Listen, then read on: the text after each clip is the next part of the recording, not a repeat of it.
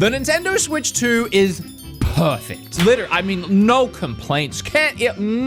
Chef's kiss, you know? This thing is so good, it's like biblical. I'm pretty sure there's a verse in the Bible about it.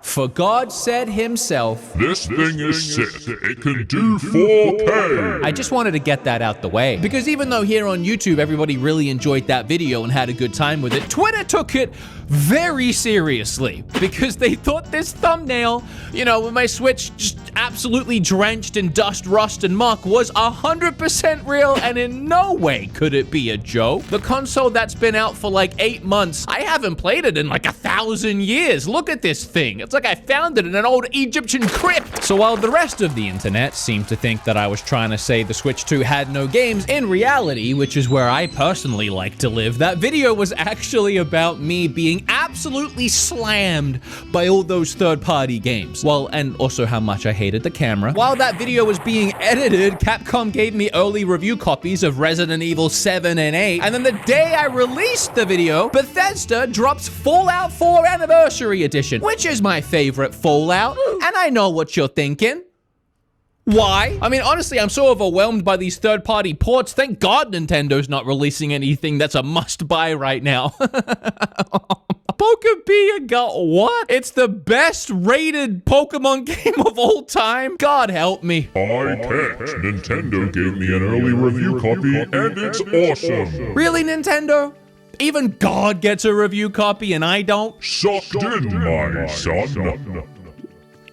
And I gotta come clean, I loved playing Resident Evil on my Switch 2. I'm gonna talk about that a lot today. We're gonna get there. But man, 7 and 8, I played the hell out of those. Hey now, what's your language? Heck. Yeah. I don't want to keep doing the God bit. I feel like I'm stuck on it at this point. This console is doing things that I didn't really understand that it could do. But actually seeing them in practice with these Resident Evil games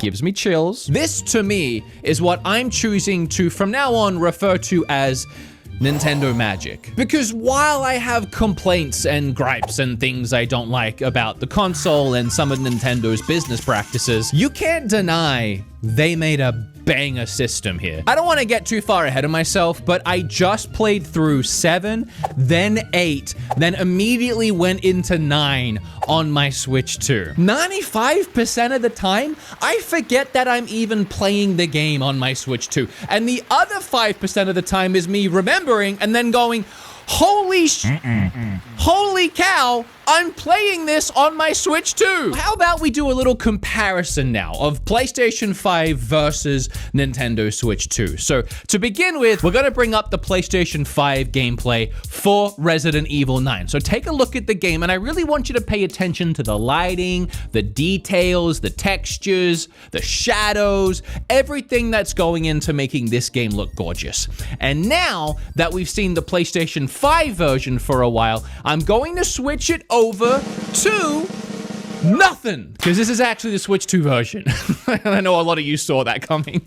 But if you didn't, I got you. This ambitious Nintendo Switch 2 port is so different to when we used to get ambitious ports. It was cool to know that Witcher 3 and Outer Worlds were coming to the Switch 1, but they always just looked like stank. And I want to quickly break down why there is such a stark difference between what the Switch 1 and the Switch 2 can do, and it's not just because one's more powerful. When the Switch 1 released, it was already kind of outdated. It did a pretty good job of playing games from around the 360 PlayStation 3 era, but other than that, there wasn't a lot of magic happening behind the scenes of the console. It just had the power that it had, and developers did their best to do what they can on that console. The Switch 2 is an entirely different beast, designed in a completely different mindset. Technically, it is a more powerful Switch. It's got a better SSD, running things a lot faster. It has a better CPU, a better GPU. So yeah, I mean, it's kind of like a Switch 1 turned up to 11. These go to 11. But that wouldn't be enough. There's something else happening here, and it's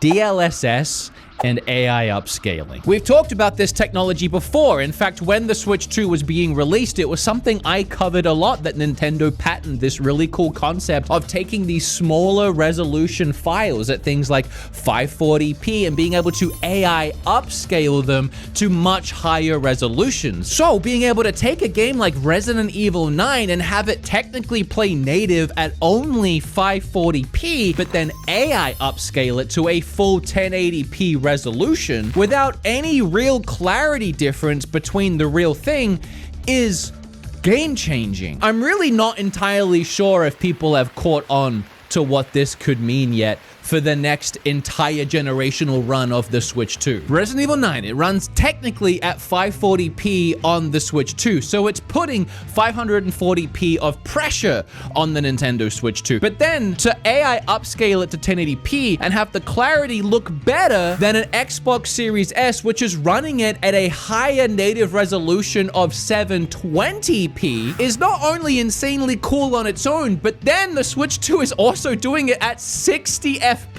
We're getting a brand new game, Resident Evil 9, running at full 1080p at 60 FPS on this guy? The AI upscaling and the DLSS not putting any extra strain on the console because it's artificial is the big game changer here. And when you couple that in with the Switch 2's already better internals, that's when this can really get interesting. Because Resident Evil 9 is a brand new game. It released on PlayStation 5, PC, everywhere else, and it's gorgeous. Doesn't get much better than this in gaming, and yet here it is on Switch 2 at 60 FPS. And look, I know it's going to look better other places. Yes, you have a high-end PC or an expensive PlayStation 5 Pro. It should look better than this. We're talking about a hybrid console you can play on the dunny. But just the fact that it can even keep up is what's blowing my mind. The Switch 2 is just full of wizardry and pixies. And trust me, I've seen this resolution up close in a 4K-like micro OLED screen pressed right against my eyelids, and it still looks incredible in Vitch's XR glasses. They're also sponsoring this video. But if you want to talk about immersion, I played through 7, 8, and 9 in these glasses, and it was incredibly bad for my mental health. When you play scary games, you can look away. Not when the screen follows you wherever you go. This model is their brand new top-of-the-line Beast XR glasses. These things basically give you a giant floating cinema screen right in front of your face. It's the equivalent to a 174-inch display. An extremely bright screen. It's 1250 nits of 120 hertz of 1200p in each eye. They also have really great over-the-ear Harman audio, allowing you to hear the world around you, but you get this private sound system straight into your ears. I even made my podcast co-host play through the beginning area of Resident Evil 9. Oh my god! Was that the zombie? Yeah. Okay, good. Stick with it. Damn. And these glasses can even dim themselves with electric chromatic dimming, which is great for movies or horrible for your heart rate. Or you can remove that dimming and pass through and see everything. The glasses can plug straight into your phone. You can also plug them into your computer. I mean, they go straight into a Steam Deck, a ROG Ally, and of course, the Switch 2, if you get the Mobile Pro dock. This thing is awesome because it acts as a charge bank while you play. It has 2 spots for glasses if you want to bring someone along for the ride, like I did on my podcast. And they even make an attachment so you can snap it to the back of your Switch if you want to take it somewhere. Vitcher does cool collaborations too, like with 8-Bit Do, they have this really awesome controller, which you might notice now that I made my Switch smoke gray, actually matches it perfectly. So if you want to check these out, I'll leave a link down below, and my code BEATEMUPS will get you 10% off everything. Whatever you want, 10% off. Let's get back to the video. And then the other thing people say, the other thing that drives me insane, we got the 60 FPS, so people can't complain about that anymore. So they'll go, yeah, but it's not a native 1080p. It's not a native 4K, is it? It's 540. It's artificial. Who cares? God, can I go in? Yes, my son. Look, imaginary guy that I've made up for this example. If you can't tell the difference, then what's the difference? Like, what would you prefer here? Make it full resolution, full 1080p, full 4K? To do that, they would have to strip back so much of the game, remove all those lighting effects, remove all the shadows, remove the textures, make it look like old dirt mud. Is that what you want? A horrible looking game at full resolution? Or a game that looks almost like the PlayStation 5 version, but artificial resolution? It's like going to a magic show, right? You go to this big budget magic show and you have a wild time. Your mind is blown and mystified by all the effects and wizardry. But then you go home and you Google how they did all the tricks. And you go, oh, well, that stinks. It wasn't real. What does it matter if you had fun? You know, what does it matter if it wasn't real? I can guarantee you that most general consumers, when they go out there and just buy Resident Evil to play it on their Switch 2, they're just gonna boot it up and go, whoa, this actually looks pretty good. They're not sat there going, well, you know, I heard it was actually 520p, but it's just artificial. I mean, yes, okay, this PlayStation 5 footage does look really good. Like, yes, this is a gorgeous version of the game, and anybody would have fun playing this version. But also, it's the Switch 2 again, sucker! Now that I got all that out my system, you want to talk about Resident Evil? You mind if I back up a little bit? Because I love these games, and I'd never played them before. I'm gonna start with 7, and I'm not gonna give you any real spoilers here at all. I'm just gonna give you a reason to play them. No, well, actually, that's a lie. I did play Resident Evil 7 when it came out, but I played it in VR. I was just excited at the concept that it was the full game just in VR. That was really cool for the time on PlayStation 4. And I remember I took about 2 steps into that first house and I went, nope. I don't think so, ma'am. I wasn't ready for it. I'm a big baby man. And also, in my mind, I was like, I don't play Resident Evil games for horror. That's not why I loved Resident Evil.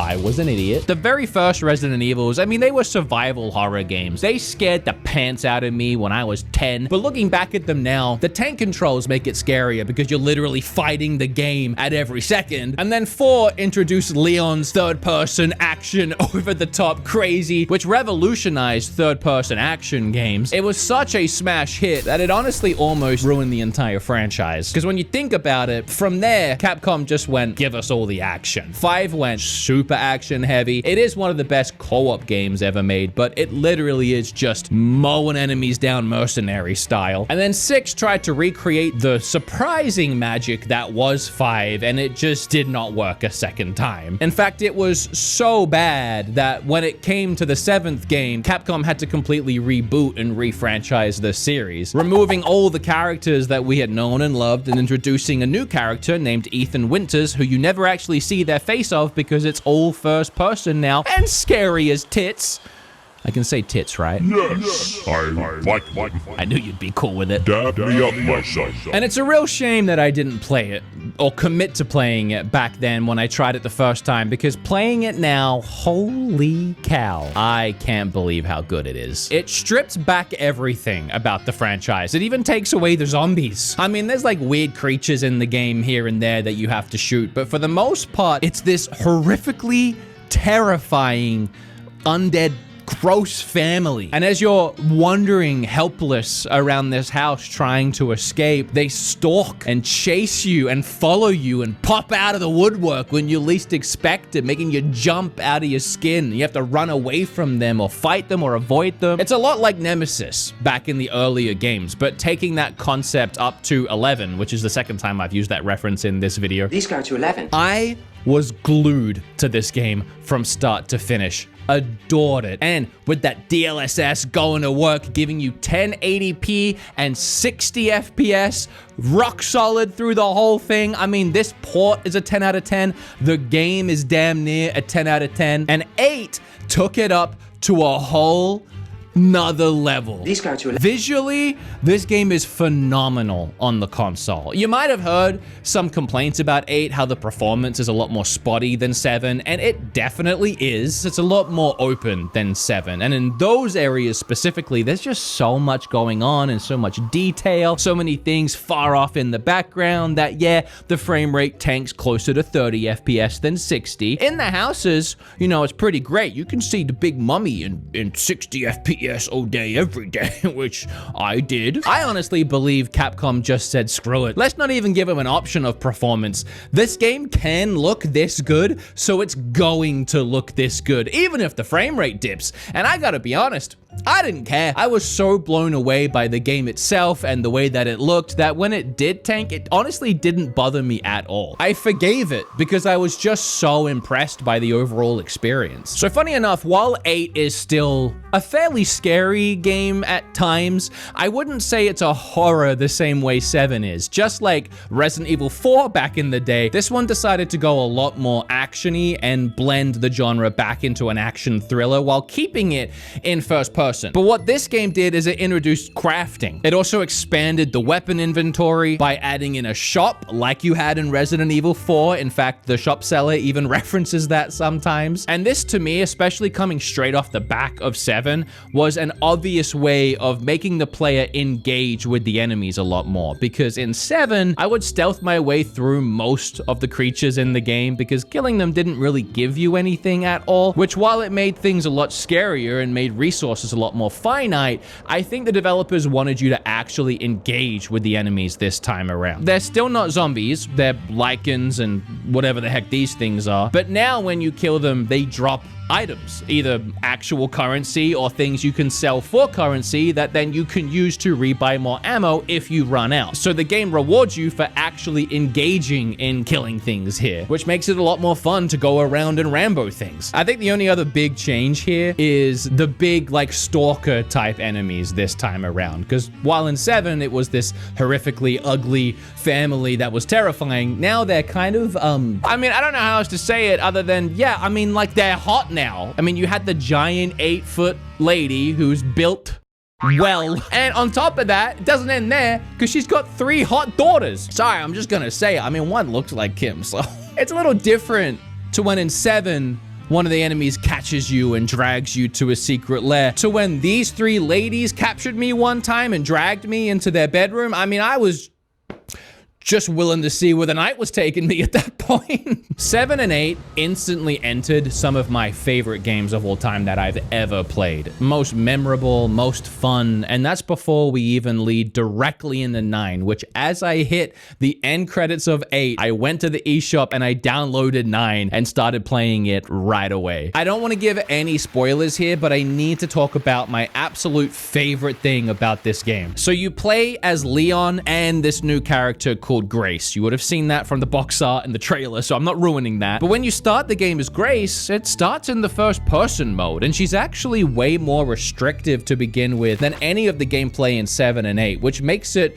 way more horrifying. I actually thought this game looked more action-y than before. No, those early Grace parts are terrifying. Just rooting around in the darkness with a lighter, just hoping for the best. The atmosphere, the creatures, I mean, this time around, they're not hot. They are actually terrifying. And real zombies are back, which is also just cool. It feels like everything came together with this release. But then you take over as Leon. But his gameplay style is just like his Resident Evil 4 again. You go third person, carve through these zombies with ease, just destroying them in a couple of swings. Like, he goes full Rambo. Like, the two different gameplay styles are so stark between each other, and literally first person and third person, which is just so unique. I can't explain to you the feeling of spending 2 hours as Grace, sneaking by every zombie, trying so hard not to make a sound, and then taking over as Leon in that same area and just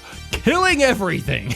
There's so many small details I like about the game. Like, I have this habit of constantly trying to reload my gun, especially while I'm playing as Grace. There's actually an animation of her checking to see if there's a bullet in the gun. That is the little details in video games that make me so excited. It's the extra layer of polish in an already awesome game. And playing through on the Switch 2 is so cool. Like, cards on the table, I was gonna buy this game on my PlayStation 5 because I have the Pro and I figured I may as well use it, but I was so impressed playing through 7 and 8. It just made sense for me to keep playing on the same console. To do all of this at 60 FPS and even have incredibly fast load times. games that load in a moment, I can see why on Metacritic, the highest rated version of the game is on Switch. I talked about Resident Evil in this video way more than I thought that I would. It kind of just became a review of Resident Evil. I was going to talk about a bunch of other games I've been playing, like Subnautica had some really cool Switch 2 editions released that look and play really well. I was going to do a whole thing on Fallout 4. Sorry, Bethesda. I'm at the end of my runtime. It's the anniversary edition on Switch, and they have a bunch of different options. 60 FPS on performance mode, or you can go equality mode, 30 FPS. Whatever way you slice it, it looks and runs really well on the console. But we are going to start seeing some more really cool and impressive things moving forward. This idea of taking gorgeous, beautiful, cutting-edge video games and keeping them at lower resolutions, which allows the developers to leave the lighting effects and the shadows and all of the things that typically would get stripped out of a Switch port to make it fit on the console, leaving that all in and then artificially bringing it up to 1080p or higher resolutions to match the other consoles is something that I just want to see more developers push further and further and further. We even have Pragmata coming out soon. There's a demo on the eShop. 60 FPS and gorgeous visuals. This also doesn't stop Nintendo from doing this same thing. Who knows if Winds and Waves is a lower resolution getting artificially boosted up. I mean, you saw the leap between Scarlet and Violet and Winds and Waves, right? Like, I know that's a different scenario, kind of, but imagine if we get a similar leap between Breath of the Wild, which already looks good, to the next Zelda game, with Nintendo utilizing their own magical hardware. We might be in for a pretty expensive couple of seasons in front of us. I mean, I don't know if my wallet can handle it. I haven't even built my Legos yet. You want to see them? Oh no, they got all dusty and stinky. Don't show Twitter, they'll get upset. Oh, who cares about Twitter? They're a bunch of snowflakes anyway. God? I'm only kidding. Oh, you.